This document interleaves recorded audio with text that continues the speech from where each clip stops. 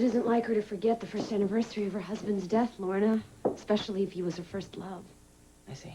So you think that feeling that pain could have just set her off? Well, what do you think? She's walking around with a smile on her face, with a don't worry, be happy attitude. And getting all over your show. Well, yeah, she's never criticized my performance before. But that doesn't bother you? Well, it does in terms of behavior, yes. When she comes in here giving notes to everybody, including the producers and Matt and the crew, I mean, it's not like her. It's like she's going off the deep end. I don't think that you can be impartial about this. And you can? Victor said in order to get sober, you have to be honest. I don't think that you're willing to realize that right now. Right, well, I just want to see you when she's all over you. Oh, please. She's been all over me since the beginning. But she doesn't tell you how to do your Because work. she doesn't know how. Let us not forget here that your show used to be called Breakfast with Felicia. But I didn't ask for it, I Lorna. know that. And she also came to grips with it months ago. No, you're wrong. She drank through it months ago. And now, without her anesthetic, she's finally feeling.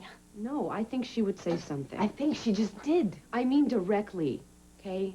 Close enough that she can talk to us about this stuff. You want my advice? Back off. Cut her some slack.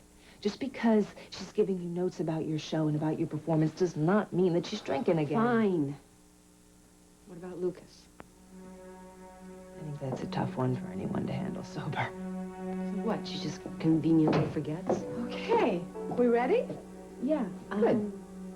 I've got to talk to the PA because Paulina's going to be out, so it'll be a rough show. I'll be back. What about you, Lorna? Are you going to stick around for Kevin's interview? No, I don't think so. Wouldn't want to put him off or anything. You miss him, don't you? Sometimes. But it's over. I really hate for you to be all alone. I'm fine. You can't fool me, kid. I'm your mother, remember? I just want you to find the perfect man, somebody you can spend the rest of your life with. Don't hold your breath. Counsel will approach the bench.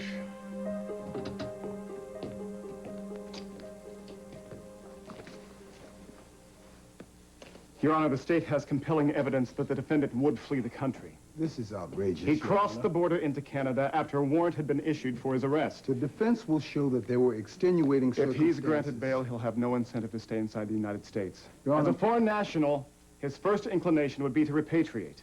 Your Honor, my client only wants to clear his name. The court can hold his passports pending trial. I rule that what happened in Canada, all the charges surrounding the alleged kidnapping, are irrelevant to this proceeding. Do you have anything else, Mr. Anderson? The defendant resisted arrest on more than 3 occasions, endangering the life of a minor, using a 17-year-old girl as a shield in order to resist police custody. The young woman refuses to testify against my client, and the prosecution knows it can't make that charge stick. Is that the best you can do, Mr. Anderson? Over half dozen charges of breaking and entering, grand theft to auto, reckless endangerment. Not one of those is cause for withholding bail. Gentlemen, be seated.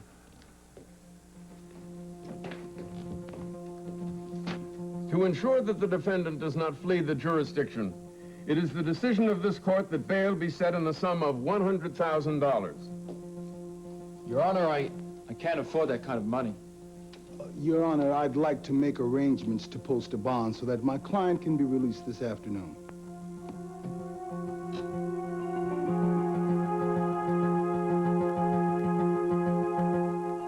Until a trial date can be set. Oh, this is a travesty. You think it was Carl? The one I blame now is Ian. No, Rachel, don't, please, don't. Do you have any idea of what you've done, the pain you've caused this family? I have no problem with you, Mrs. Cory. It's your late husband. I took you into my family. I trusted you. You have repaid me by lying and stealing and endangering my family. I never meant to hurt you or your family. I just took what was rightfully mine. The key you stole belongs to my husband. Matt Cory destroyed my father's work. He ruined his dreams and ended his life. You better be able to prove that. No one maligns the memory of my husband.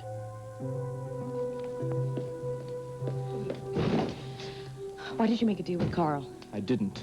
Oh, right. And who's paying your bail, Ian? I don't know. Do you have any idea what you're doing to Rachel? I never meant to hurt Mrs. Cory. She's a decent and loyal woman. Far too decent for Matt Cory. Matt Cory was my father. You never even met the man. All you know is what Rachel and the rest of the Corys tell you. Yeah, well, I can say the same about you and your father. Oh, no, you can't. I knew my father.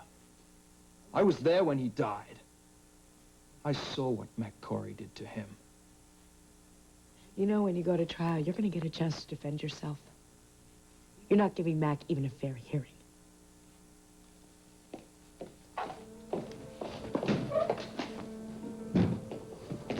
You know, I had a charming little chat with Mary Frances Frame.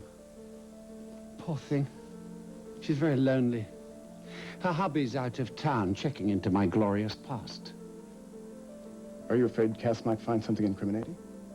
My dear boy, that would be an exercise in futility. But what interests me is how a savvy young assistant DA could take such risks, could go to such extremes.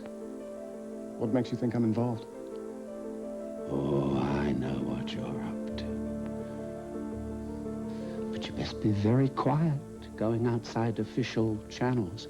I mean, what do you think would happen to the career of that up-and-coming DA? I'm not the one who's trying to sanitize my reputation. I've got a tip for you. It's a lost cause. Why are you so obsessed with vilifying me, I Anderson? think you know why.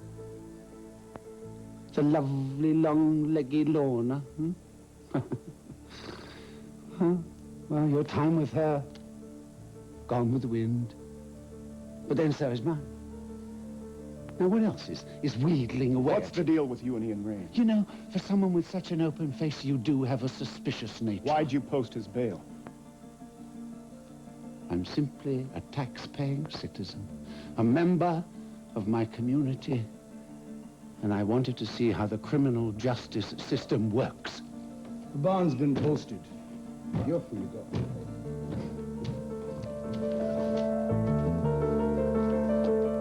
Lorna? Tell me, had any unwanted visitors lately? Kevin? No, I haven't seen I'm much not of talking him. about Kevin. Is that person that was harassing you still doing it? Not lately.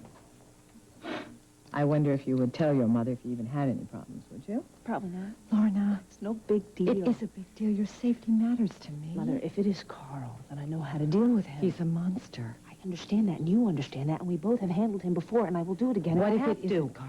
What if it's some lunatic running around? What? It's Carl. Are you ready? Yeah, listen, as soon as Kevin gets here, we go to tape, all right? All right. I have to go check my messages. Oh, okay. Okay. Good, I'm glad we're alone. I wanted to ask you something. Anything. You know that. Do you really not mind me doing the show? I mean, really? What does that mean? Well, it means that if you'd like to have breakfast Felicia back, we can just talk to her. Honey, no, why would I want that? I started a new chapter in my life. Oh, my God. You don't think that I'm jealous of your success here, do you? No, of course not. No, actually, why don't you just forget I ever said that, because I don't know what's wrong with you today.